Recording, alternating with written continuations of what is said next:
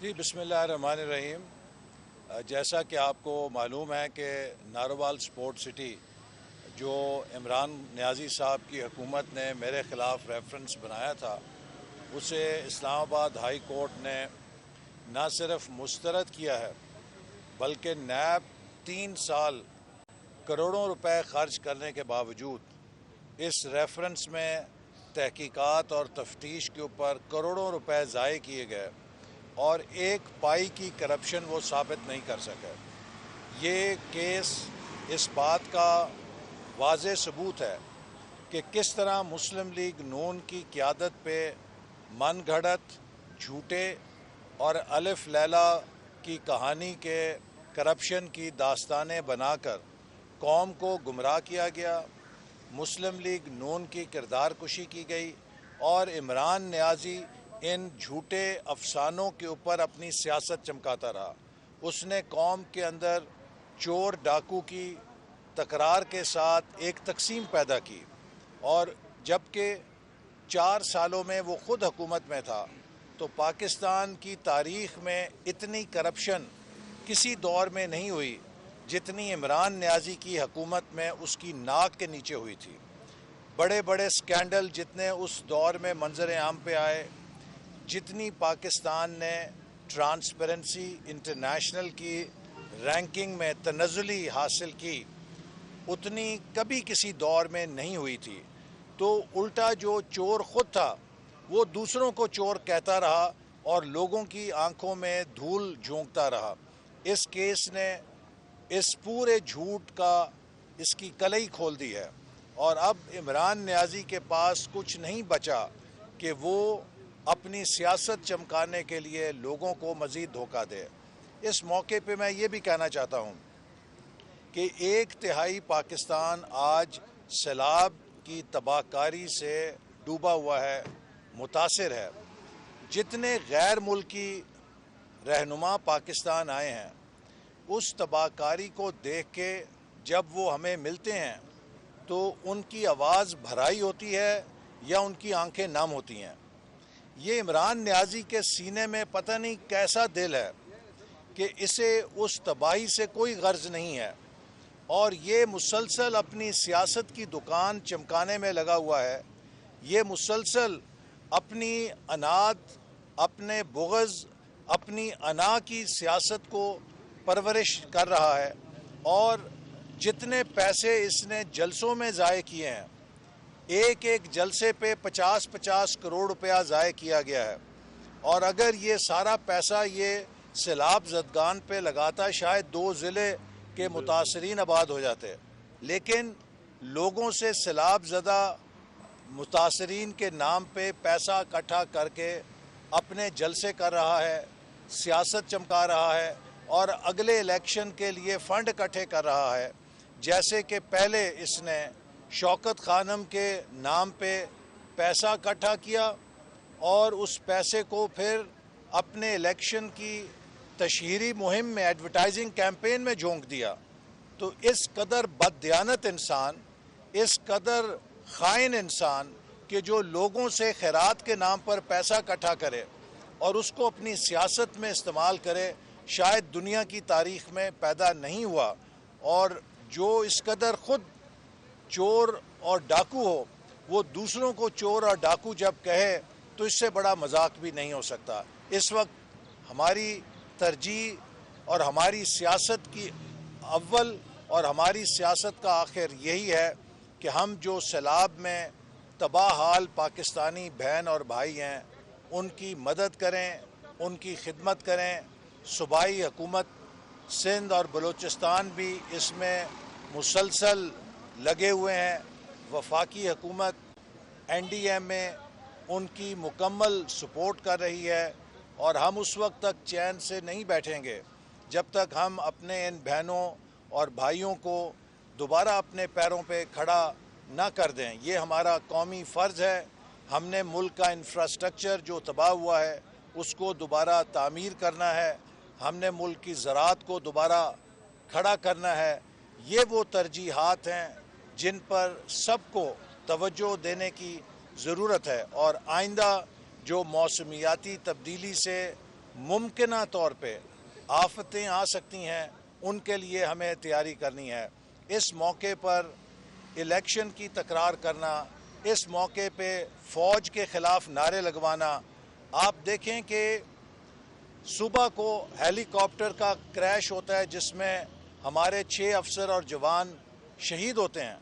उसी रोज़ दोपहर में गवर्नमेंट कॉलेज यूनिवर्सिटी में इमरान नियाज़ी फ़ौज के ख़िलाफ़ नारे लगवाता है। ये पाकिस्तान के दुश्मनों के एजेंडे पे काम कर रहा है। जो फ़ॉरेन फंडिंग इमरान खान को आती रही है वो मुफ्त की नहीं आती थी। जब कोई आपको पैसा देता है वो फ्री लंच नहीं कराता, वो फिर उसके साथ फरमाइशी प्रोग्राम भी देता है। तो जो लोग इमरान नियाज़ी को फ़ॉरेन फंडिंग देते हैं वो उससे पाकिस्तान में इंतशार पैदा करवाने का काम भी लेते हैं। और इमरान खान की सियासत मुसलसल मुल्क के अंदर पोलराइजेशन को बढ़ाना, मुल्क के नौजवानों को गुमराह करना, पाकिस्तान के अवाम का पाकिस्तान के इदारों से एतमाद ख़त्म करना, एक बड़े सिस्टमेटिक तरीके से, एक बड़े साइंटिफिक तरीके से इमरान नियाज़ी पाकिस्तान के हर इदारे को मुतनाज़ा कर रहा है, हर इदारे को बेतौकीर कर रहा है और हर इदारे से अवाम का एतमाद मुतज़लज़ल कर रहा है।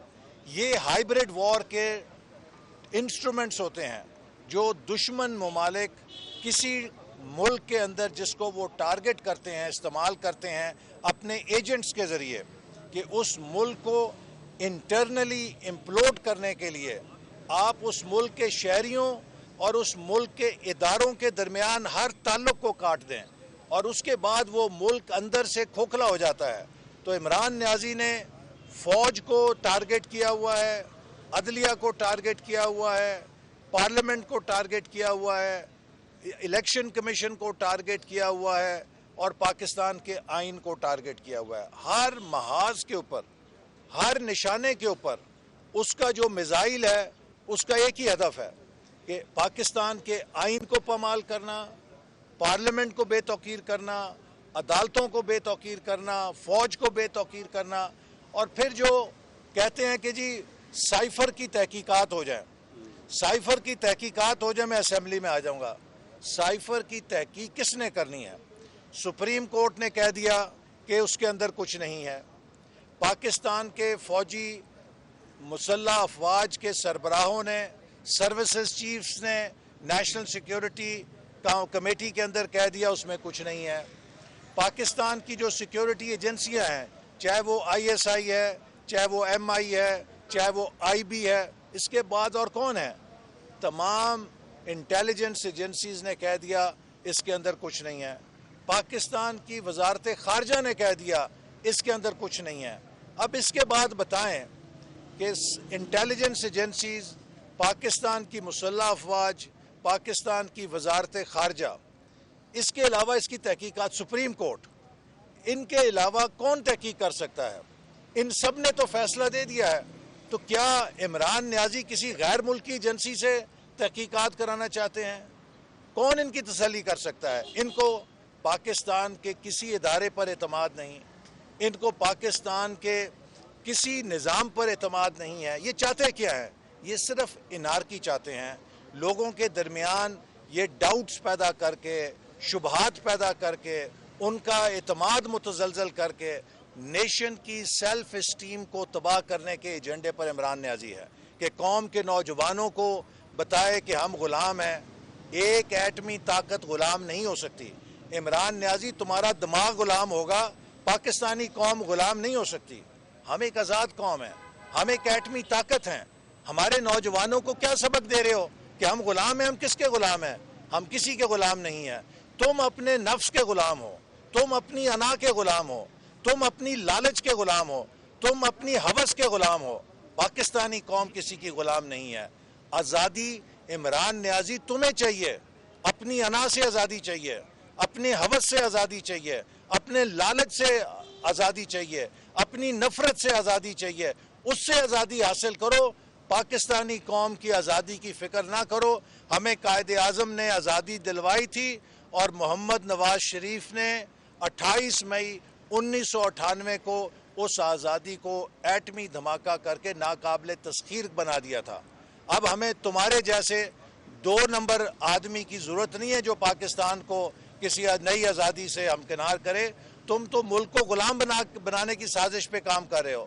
تم نے 4 سالوں میں معیشت کا اینٹ سے اینٹ بجائی ہے، پاکستان پہ قرضوں کے پھندے لگائے ہیں، تم کس آزادی کی باتیں کرتے ہو؟ تو اس لیے میں سمجھتا ہوں کہ قوم اب اس شخص کو جان گئی ہے، یہ دھوکے باز ہے، اور آپ دیکھیں گے کہ جلد ہی جلد، بہت جلد اس کی اپنی سیاست جو ہے وہ ٹائم فش ہو جائے گی۔ Thank you. یہ بتائیے کہ آڈیو لیکس کے متعلق بتائیے کہ آڈیو لیکس کی تحقیقات کر رہے ہیں اور کیا عمران خان کو اس کی رہنمائی حاصل کریں گے یا شامل کریں گے؟ دیکھیے، جو آڈیو لیکس ہیں یہ ایک سیریس بریچ ہے۔ اس پہ پرائم منسٹر نے کہا ہے کہ ایک اعلیٰ سطحی کمیٹی بنائی گئی ہے جس میں ہمارے سیکیورٹی کے ادارے بھی شامل ہیں، وہ تحقیقات کریں گے اور ہم ضرور اس کی تہہ تک پہنچیں گے، چونکہ پاکستان کے سب سے اعلیٰ دفتر کے اندر سے ایسی چیز لیک ہونا یہ کسی ایک شخصیت سے متعلق نہیں ہے، یہ ریاست کے لیے ایک بہت بڑا چیلنج ہے۔ احسن صاحب کیا کہیں گے، مہنگائی کا طوفان ہے وہ رک نہیں پا رہا، ڈار صاحب بھی واپس آ گئے، لیکن آپ نے جیسے بات کی کہ جو لاڈلا پن ہے عمران خان جن اداروں کی جانب سے کیا جاتا رہا ہے، کیا سمجھتے ہیں کہ اب وہ لاڈلا پن ختم ہو جانا چاہیے، عمران خان صاحب کو بھی جو ہے ٹیبل ٹاک کی طرف آ جانا چاہیے؟ دیکھیے، عمران خان ایک ضدی انسان ہے، ہم نے اسے پہلے کہا تھا کہ یہ استعفے دینے کی غلطی نہ کرنا، اس کے اپنے ایم این ایز نے اسے سمجھایا تھا کہ استعفے نہ دلواؤ، اور اس کے اپنے ایم این ایز کہتے رہے کہ ہم اسمبلی نہیں چھوڑنا چاہتے، اور ابھی بھی وہ اسمبلی نہیں چھوڑنا چاہتے۔ یہ صرف عمران خان کی ضد ہے جو انہیں اسمبلی سے باہر لے گئی تھی، اور عنقریب عمران خان کو یہ پتہ لگ جائے گا کہ اس نے غلط فیصلہ کیا تھا، اور جیسے وہ مختلف چیزوں پہ یو ٹرن لیتا ہے، وہ استعفوں کے معاملے پہ بھی یو ٹرن لے کے کچھ دنوں بعد اسمبلی میں آ کے بیٹھ جائے گا۔ Thank you.